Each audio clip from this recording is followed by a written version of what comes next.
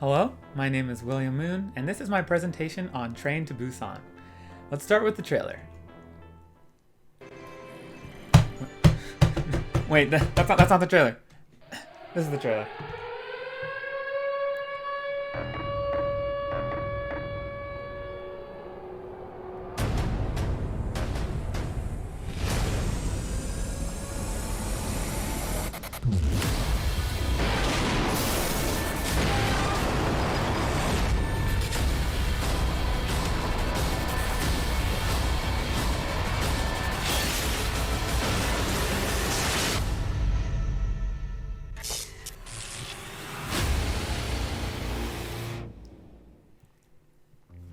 Now, if you haven't seen the movie, then I would highly recommend watching it before you watch my presentation, because I'm going to be talking about all the events that happen, and I think this film is best experienced when you don't know what's going to happen. With that said, let's get to the plot.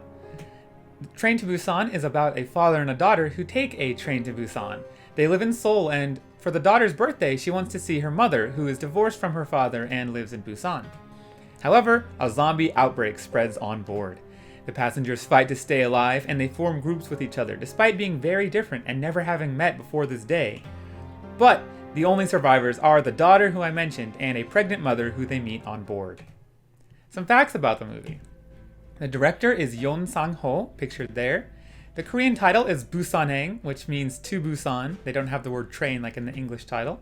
It came out in 2016. It is an action horror film, and it has won several awards, including the Best Foreign Language Film and the Special Audience Award for Best Film at various film festivals. It had a budget of $8.5 million US dollars, but earned $98.5 million at the box office, meaning it was a huge success, and this movie became a hit around the world. Now the cast. I'm really bad with Korean names, but I'll try my best. The main father, who works as a fund manager, is Sok-woo, played by Jong-gil. His daughter is Suan, played by Kim Suan. They actually share the name.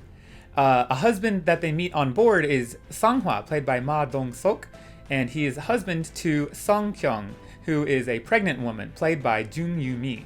Also on board, they meet Min Yong-guk, a high school baseball player, played by Choi Woo-sik, and the team's cheerleader, Kim Jin-hee, played by An So-hee, who actually is a former member of the Korean girl group Wonder Girls, after which she became an actress. Now onto the cultural components. The first one is family, and there are two main familial relationships in the movie. The first one is the father and daughter, where the father does everything he can to protect his daughter, and the husband and wife, where the husband does everything he can to protect his wife. And however, since the wife is pregnant, then this also falls under the parent and child category. And according to Sung Young-yang, the Korean family has been described as child-centered rather than couple-centered. Married couples are supposed to procreate to carry on the family bloodline. And although Sok-woo isn't married, I think it still falls under that value of protecting the children, where they do everything that they can to ensure that their family bloodline continues on. And in the end of the movie, this actually happens for both fathers, where although they don't make it, their children do, and thus they are able to carry out this value. The next cultural component is collectivism versus individualism. And South Korea has a collectivist culture with increasing individualist values. According to Cha Yun-lim, Korea is known as a nation with a strong Confucian tradition and collectivist culture, but it had a fast diffusion of individualist values during its compressed economic development. And I feel both of these are displayed in the movie. There's collectivism in some characters like Sang-hwa, and I made a compilation here of the various times when he went out of his way to help others with no gain to himself. Here he's saving Suan from getting attacked by a zombie, and here he's waiting at the door for as many survivors to come through as possible, when he could have just closed the door and ran away to maximize his own safety. And finally, this is his ultimate sacrifice, where he told the others to just go on ahead and he would hold the zombies back as long as he could, knowing that he wouldn't be able to forever, and he eventually turned into a zombie, but he was able to allow all the others to get away safely. However, on the opposite end of the spectrum, there is individualism in others like Yeon-suk. And Yeon-suk is here, he is the COO of a railway company called Stallion Express, and he does the exact opposite. He sacrifices others for his own increasing his own survival. Here he's throwing a train attendant into zombies so that he can run away. Here he is throwing Jinhee into a zombie that's chasing him so that he can continue running away. And finally, a train conductor got off the train to help Yeon-suk after he had tripped and fallen, but Yeon-suk threw the conductor into the zombies and didn't help him, didn't even bother to help him, and ran away onto the train that he was on to maximize his own survival. So you can see these extreme opposites of each other that both demonstrate the sides of collectivism and individualism that are both present in Korean society. The last cultural component is class differences, which are very prevalent in this film. According to James Robinson, traditional Korea had a rigid social system based on values that allowed only limited social mobility. But South Korea is still influenced by its traditional past, and these influences are very visible in this movie. At the top is Yeon-suk, the COO who exploits those below him for his own personal gain and is able to get people on his side. Sok-woo is also at fault due to his individualism and thinking only about himself, even telling Suwon that the others do not matter. However, over the course of the movie, he changes this way of thinking. Below him is Sang-hwa and Sung-kyung, who are the working class, and throughout the movie, they demonstrate many acts of selflessness, going out of their way to help others instead of maximizing their own safety.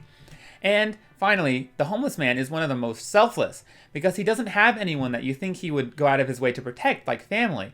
Instead, he's protecting these complete strangers who he's never met, and ends up sacrificing himself at one point by holding off zombies as long as he can so that others can get away, similar to what Sang-hwa did.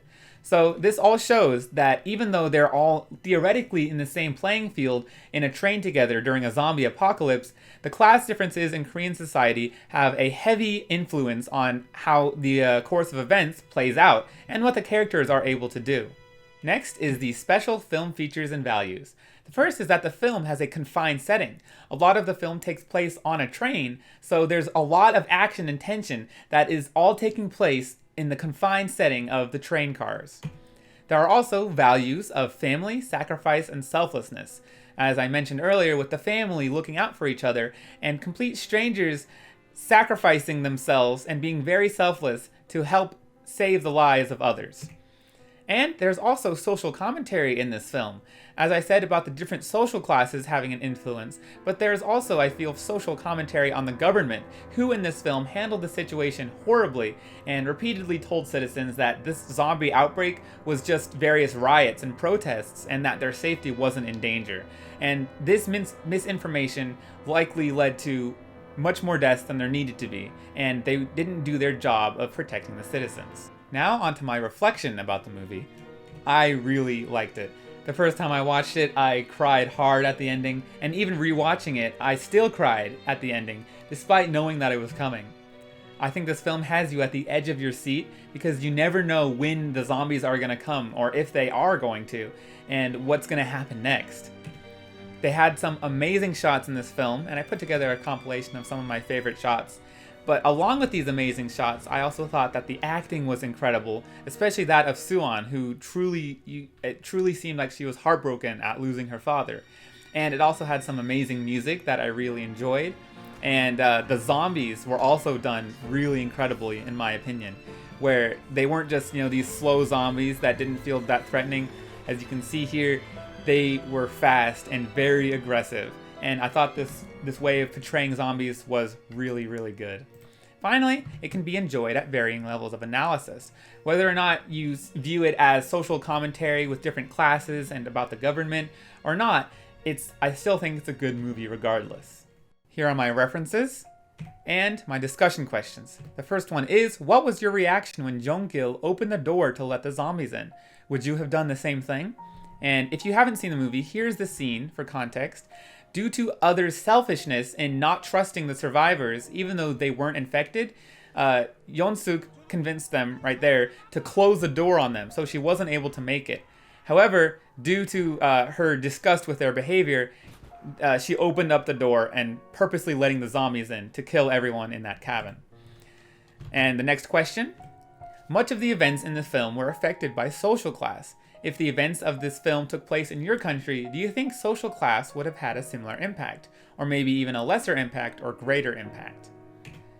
That is the end of my presentation. Thank you for watching.